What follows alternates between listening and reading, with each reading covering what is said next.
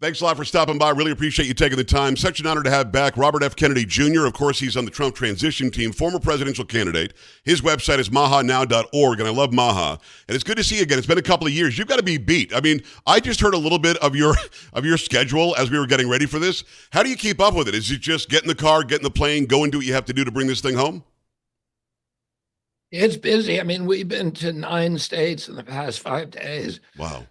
But I take time to take care of myself. I usually hike every day. I get in the sun. I go to the gym every day. I do like other stuff like meditations. I have a discipline that, I've treated this from the beginning like a marathon and rather than a sprint. And it's allowed me to go for 19 months without really getting tired I've never been sick a single time. Even though I shake hand, I do selfies at every rally, almost every rally. Right.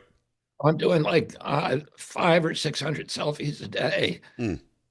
But I spent the day yesterday with President Trump, and his schedule was, I would say, even more brutal than mine. I don't think he even does exercise. He's told me he hasn't golfed in 2 months. Right. And he did 12 conferences that day. He did probably 10 interviews and 3 rallies in one day, big rallies where he talks over an hour. So that humbled me. Yeah, but Kamala Harris says he's fatigued and he's running out of steam and he's somehow unhinged. Robert, do you think that tactic can ever work for them? Because we see the guy, we see you and Tulsi and Trump and everybody else out there. We see what you guys are doing. How is that narrative ever going to work that he's so tired, he's fatigued, as she took 2 days off to prepare for an interview? It's all very weird. Yeah, I mean, it's not true. And I don't know. It does kind of work, I guess, with their base, with people who only watch MSNBC or CNN. Yeah. And who believe all the defamations and the inaccuracies and the mischaracterizations. And it worked on me for a long time. I mean, I believed all that portrait, that very, very dark portrait of Donald Trump. And then you spend time with him and it's just the opposite. He's funny. He's funny all the time. He's congenial. He's kind to people. He likes people. He's surrounded by very, very smart women. Some of the smartest, Susie Wiles, Hope Hicks, Kellyanne Conway, Natalie Harp. All of these women who are around him are like 180 IQ women. Yeah. And but that what you hear from the media is exactly the opposite. And I have lots of friends who are Democrats. Of course, I was raised in a Democratic milieu, and they're just horrified that I would be with this demonic monster that they've been that has been portrayed to the public. I wish people could spend the time with him. He's very thoughtful. Yeah. He's super smart. Yesterday on the airplane, he started talking about the conflict, about the stationing of American troops in Syria. And he drew a perfect map of Turkey. He drew a map of Syria. He then put the numbers of the troop strength of each nation. He said there's 750,000 troops in Turkey. There's 250,000 in Syria. We have 500 between them. And he drew the maps. He showed where the drones were coming from. And, the level of detail he had is the same with my uncle, President Kennedy, who was questioning his generals all the time. Yeah. And he talked about those conversations with his generals. What's going to happen to these 500? We have 500 troops there. And he told a number of stories in which he was asking these very piercing questions to the Joint Chiefs and to the people who are advising him. And he's very, very much on the ball. And, anyway, virtually all the narratives that you hear about him are inaccurate. Well, I think you know this. I've interviewed him 14 times. I've gone to the White House and interviewed him. I brought my daughter with me. He was very congenial, as you said, a very nice guy. First thing out of his mouth was, "You're friends with my sons, right?" I mean, he knows who's in the room, and he knows why they're in the room, and he knows, like he does a background check first to make sure in his mind that he can be on the level. Like, here's a billionaire, and you're a very wealthy guy too, but you and he both have treated me like I'm an equal to you, and I think that's the difference. Harris acts like an elitist. Biden has always acted like an elitist. And I think that there are chinks in that armor this time where people say, I'm not going to believe this garbage about Trump or about Kennedy because we watched them on the campaign trail. Go to mahanow.org. It's Robert F. Kennedy Jr. I want to talk specifically about the swing states. I've got 170 stations in the nation. I'm based in Texas, but I used to be a TV news anchor in Michigan. So I've got 15 stations just in Michigan that are watching and or listening to us right now. That state, among all the swing states, seems to be the weirdest one to me. And the reason I say that is we know that he was winning 4 years ago, then suddenly he lost Michigan somehow. We know that there are questions from voters this time with early voting in Michigan. And when I talk to election experts, they seem to think if there's going to be one that you might want to watch very closely, it's the Great Lakes state. How do you feel about Michigan? But I try not to make predictions and I try not to spin stuff. So I can only tell you what I see on the ground. Yes. I went to Dearborn with President Trump this week, and Dearborn is the biggest Arab population in the country, and they were, according to the news, that that's a Democratic constituency, but the mayor of Dearborn endorsed him. We went to a packed crowd at Dearborn, and he got a standing ovation, and then people lining the streets supporting him, literally lining the streets. At some points, eight people deep, with holding Trump signs. Wow. I think it's hard to predict. And then we went to Detroit. We did a forum with 18,000 people, and these people only know about this 30 hours in advance. Right.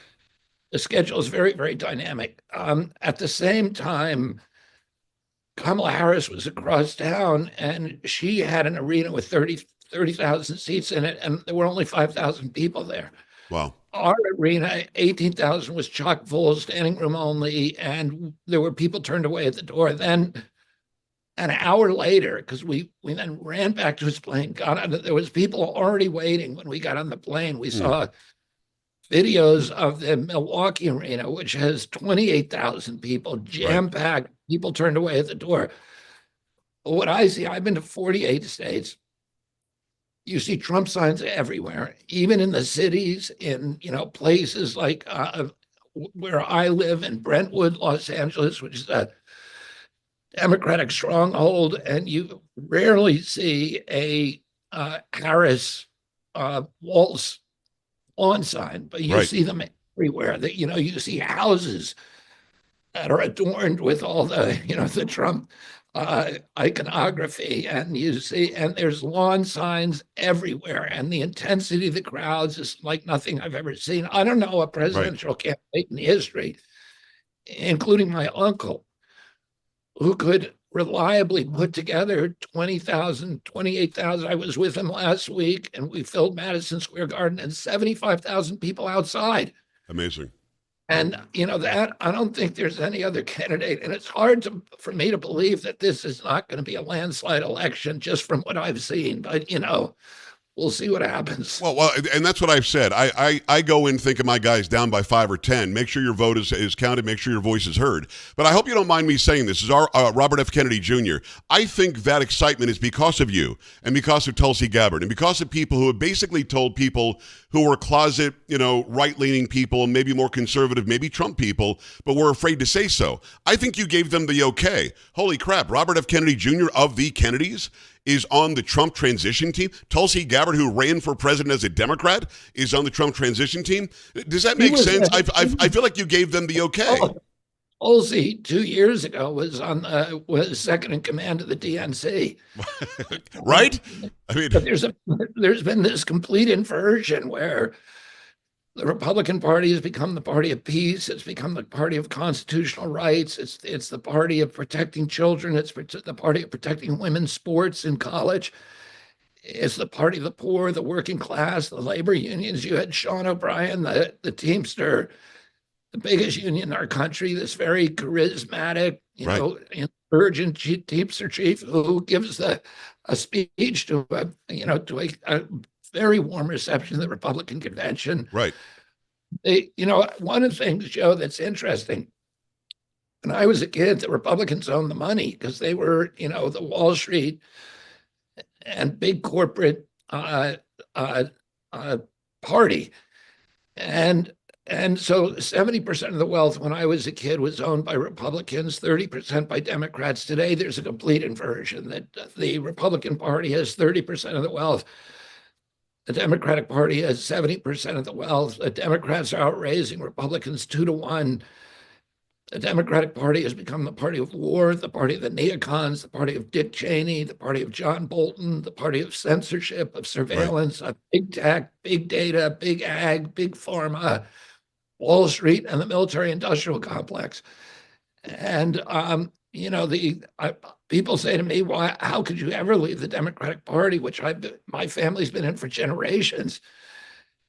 And I say the Democratic Party left me. There's been a complete realignment now of Republicans and Democrats. Charlie Kirk the other day said to me, Donald Trump drove all the billionaires out of the Republican Party. Imagine that. If you go to the Democrats, they're all saying, "Oh, he's the party of billionaires." The only big billionaire that he's got, the biggest billionaire he's got, of course, is Elon Musk. But Right. Elon Musk started out as a Democrat and a free speech guy, and is the most patriotic. He's born in South Africa, but he's the most patriotic American I've ever met. He's given up tens of billions of dollars to stand up for free speech, and the Democrats now are openly dismissive of free speech, and that's not rhetoric or But they said it. They say it again and Yeah. again. They say, it's a privilege. It's that the government has an obligation to be the arbiter of misinformation and disinformation, which, of course, the word misinformation doesn't mean it's factually incorrect. It just means that it challenges some government orthodoxy. Right, and who's the arbiter? And they won't say who that is. We've got to stop the hate speech too. Listen, the First Amendment we don't even require a First Amendment if we all agreed. The fact that it's there means more information. If you say something that's incorrect, or if I say something that's incorrect, more speech will correct it. That's the way it is. It's not some government agency that has a slant that would make it happen. It's Robert F. Kennedy Jr. Go to mahanow.org. I just want to finish up on the Rust Belt if we can. We had Reagan labor unions, which was crazy. They voted for him like crazy. He only lost Minnesota because they felt bad for Mondale. But he owned the Midwest. He owned manufacturing. He owned real workers because they knew that his economic policies would help them. I feel the same sort of thing now. Do you agree with that? Yeah, absolutely. And, what Donald Trump says is that we need to take the $200 billion that we sent to Ukraine for a war that is now lost, that they told us we were winning and we couldn't lose. And, it was a proxy war. We've killed 1 million people unnecessarily. The Russians have repeatedly tried to settle it on terms that were very beneficial to us. He said, let's take that money and bring it home and reindustrialize America, rebuild our industrial base, rebuild the American middle class. Everything he talks about is how do you help the working man, working woman in this country. And those are just the facts now. The Republican Party is now on the side of working people in America. In a couple of minutes we have left, Robert, thank you so much for the time again. I got to ask you about health. We have never been this fat in this country. You work out a lot. I work out a lot. If you really put your nose to it, you can eat right. You can check the ingredients. But how is it that we've gotten to a place to where the same box of cereal can have 17 ingredients here, and if we ship it out to Canada, it's got 5? How did we allow that? Is it FDA? Is it USDA? Is it CDC? Who is it that said, yeah, go ahead and do that? Yeah, it's all of those agencies are now captured by the industries they're supposed to regulate. They become sock puppets for those industries. And their only concern is not public health, but it's the advancing the mercantile interests of the companies that they are supposed to be regulating. And what President Trump has asked me to do is to come with him to Washington and to fix the regulatory agencies, to end the corruption of those agencies, to return them to their long tradition of gold standard, empirically based, evidence-based science and medicine, and to end the chronic disease epidemic. When my uncle was president, you're right, 3% of Americans were obese. Today, 74% are obese or overweight. 50% of our kids are obese. It's outrageous. In Japan, it's only 3% because they're Right. not being as poisoned by this food because they don't have the captured agencies. Well, should Trump win and you are on one of those, you're the head of one of those agencies, whichever one you want, I'm sure you can have. Can you fix it right away? Can there be executive action? Can you just immediately change the regulations? What do you do? A lot of it, we can have measurable. President Trump has asked me